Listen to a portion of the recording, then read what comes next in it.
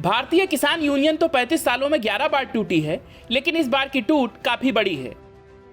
अराजनीतिक होने का दावा करने वाले टिकैत ब्रदर्स विधानसभा चुनाव के दौरान खुलकर बीजेपी के खिलाफ प्रचार करते रहे।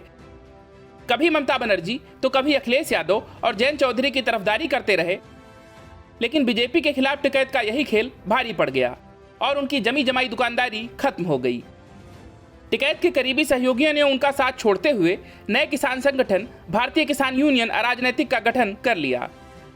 इसमें जिले की दूसरी सबसे बड़ी गठवाला खाप के चौधरी को चेयरमैन और राष्ट्रीय संरक्षक बनाया गया है।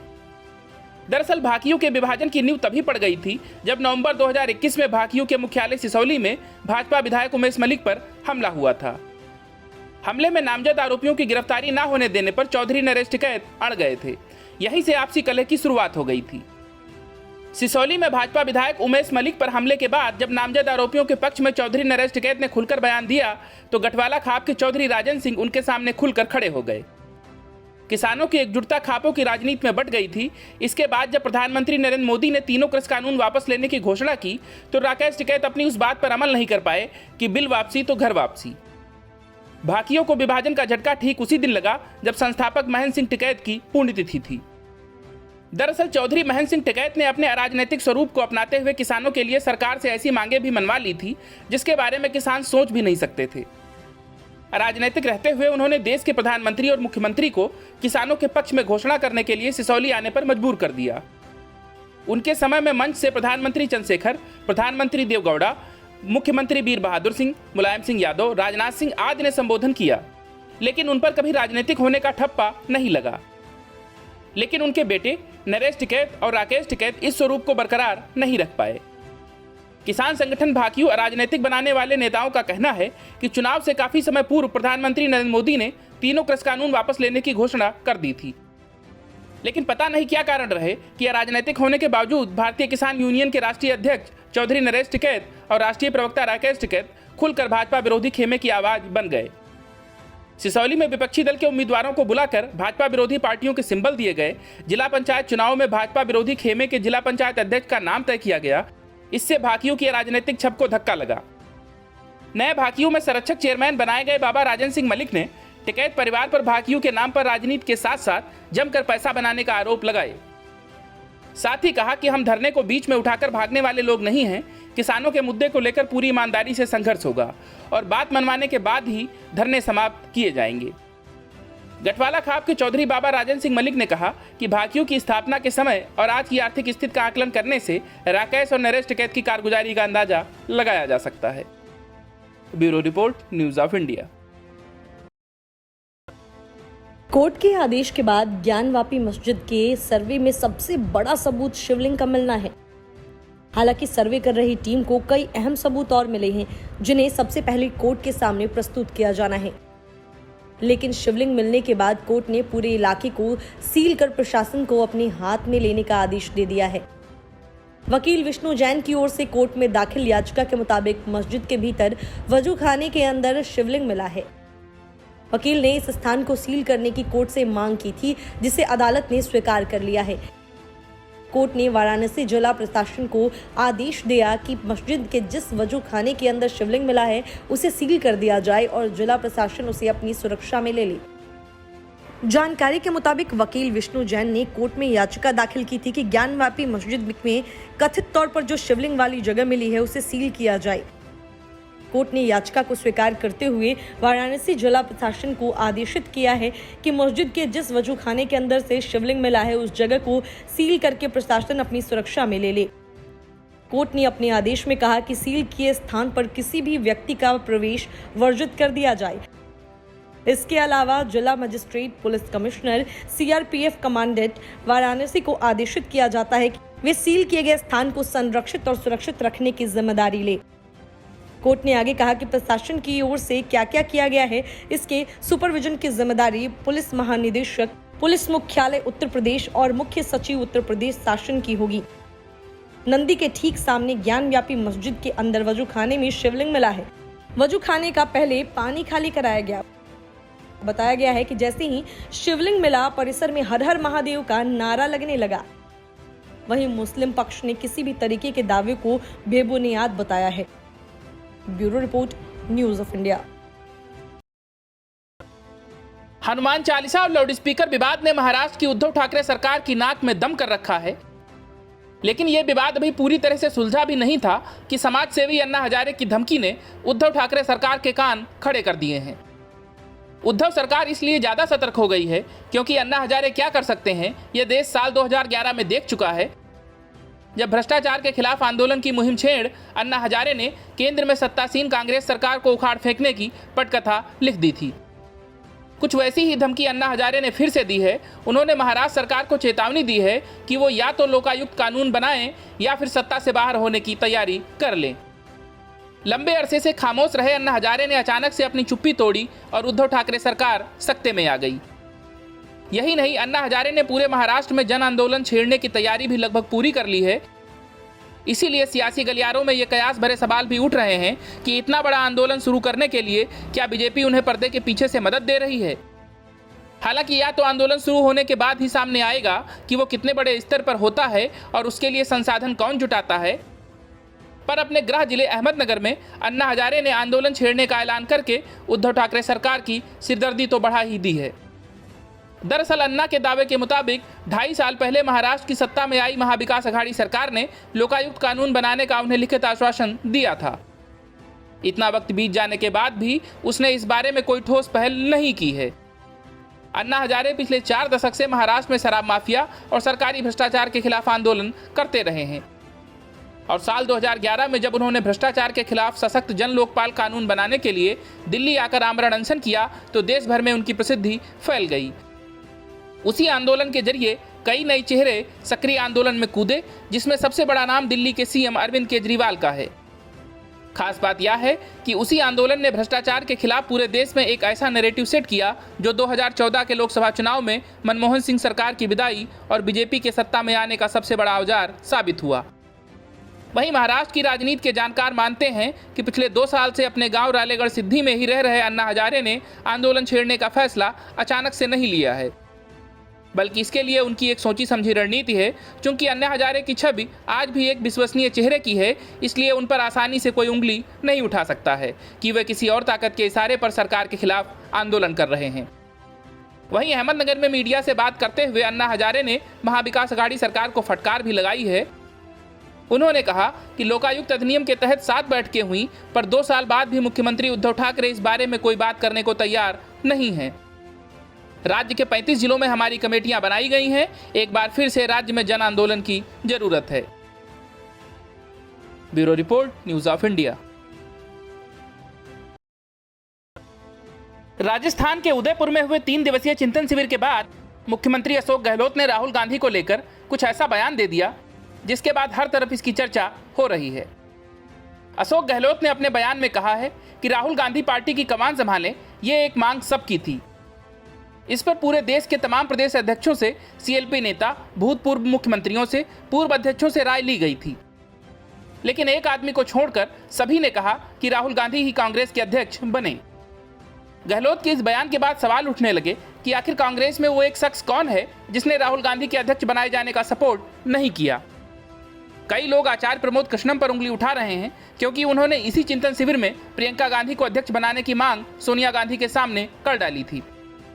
वहीं कई राजनीतिक जानकार बोल रहे हैं कि हो सकता है कि वो शख्स खुद राहुल गांधी ही हों, क्योंकि वो लगातार अपनी जिम्मेदारियों से भाग रहे हैं और कांग्रेस रसातल में जा रही है।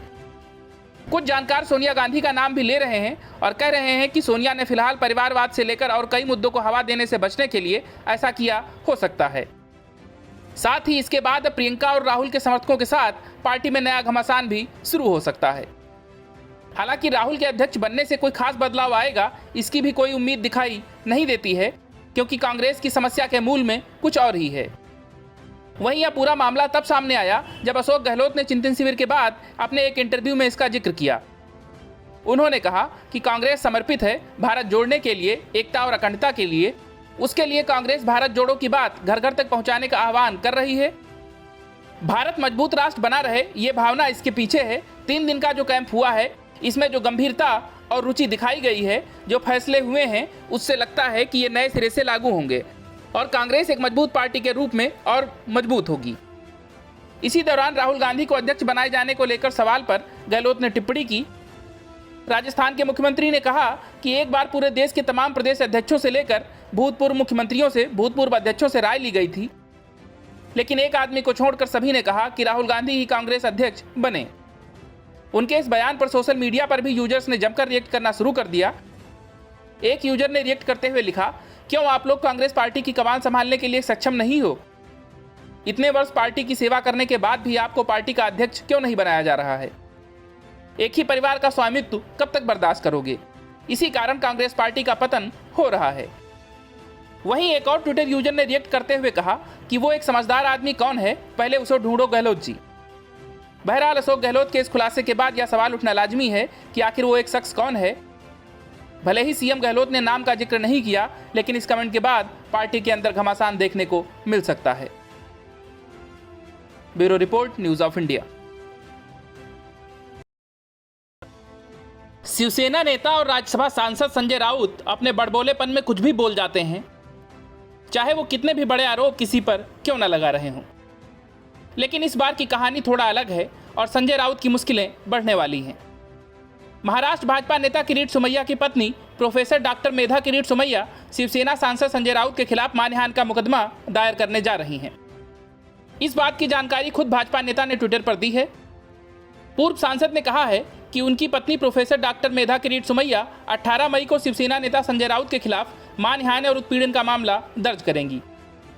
उन्होंने वीडियो मैसेज के जरिए बताया कि यह मामला आईपीसी की धारा 499, 500 के तहत मुंबई की सेवरी कोर्ट में दर्ज किया जाएगा, जिसके तहत 100 करोड़ रुपए के टॉयलेट घोटाले आरोप मामले में कार्रवाई की जाएगी। अपने ट्विटर हैंडल पर पोस्ट किए गए वीडियो में भाजपा नेता कहते हैं कि 100 करोड़ रुपए के टॉयलेट घोटाले मामले में उन्हें मानहानि का नोटिस दिया गया था और उनके खिलाफ शिकायत भी दर्ज कराई गई थी। बीते सप्ताह यानी 9 मई 2022 को भाजपा नेता किरीट सोमैया की पत्नी ने शिवसेना के संजय राउत के खिलाफ मुंबई पुलिस में शिकायत दर्ज कराई थी। अपनी शिकायत में डॉक्टर मेधा सोमैया ने संजय राउत पर अपने खिलाफ मीडिया में दिए गए बयान को अनुचित और दुर्भावनापूर्ण बताया था। उन्होंने शिवसेना नेता के बयान को अपने चरित्र के हनन का प्रयास बताया था। इसी शिकायत में उन्होंने संजय राउत पर डराने और धमकाने का भी आरोप लगाया था। यह शिकायत मुलुंड थाने के सीनियर इंस्पेक्टर को दी गई थी। शिकायत की घोषणा किरीट सोमैया ने एक दिन पहले ही कर दी थी। खबरों के मुताबिक राउत ने दावा किया था कि डॉक्टर मेधा किरीट सोमैया और सोमैया परिवार की तरफ से संभाले जाने वाले एनजीओ युवा प्रतिष्ठान 100 करोड़ रुपए के टॉयलेट घोटाले में शामिल है। राउत ने साथ ही उन पर आरोप लगाए थे कि आईएनएस विक्रांत घोटाला करने वालों पर भरोसा नहीं किया जा सकता। Bureau report, news of India. भारतीय किसान यूनियन भाकियू के 2 फाड़ हो गए। कृषि कानूनों की वापसी की मांग को लेकर 13 महीने तक चले किसान आंदोलन की अगुवाई करने वाला भारतीय किसान यूनियन टूट गया और एक नया संगठन भारतीय किसान यूनियन अराजनैतिक अस्तित्व में आ गया। लेकिन खास बात यह है कि खुद को देश भर के किसानों का बड़का नेता बताने वाले भाकियू प्रवक्ता राकेश टिकैत अपने भाई को ही नहीं समझा पाए। राकेश टिकैत के परिवार में भी भारतीय किसान यूनियन के मुद्दों को लेकर टूट साफ दिखाई दे रही है। भारतीय किसान यूनियन में हुई टूट और बिखराव के मामले में राकेश टिकैत के ही परिवार में 2 अलग अलग बयान सामने आए हैं। दरअसल भाकियू के टूटने और नया संगठन बनने पर राकेश टिकैत ने कहा कि इस सब के पीछे सरकार का हाथ है और ये सब सरकार ने कराया है। तो वहीं उनके भाई और भाकियू के अध्यक्ष नरेश टिकैत ने इस पूरे घटनाक्रम में किसी भी राजनीतिक हस्तक्षेप होने से इनकार कर दिया।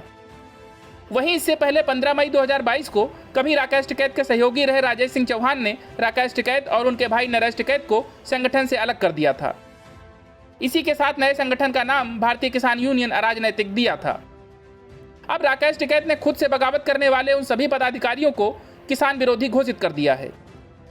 इसी के साथ उन्होंने 7 सदस्यों की लिस्ट जारी करके उनको बर्खास्त करने की भी घोषणा की है।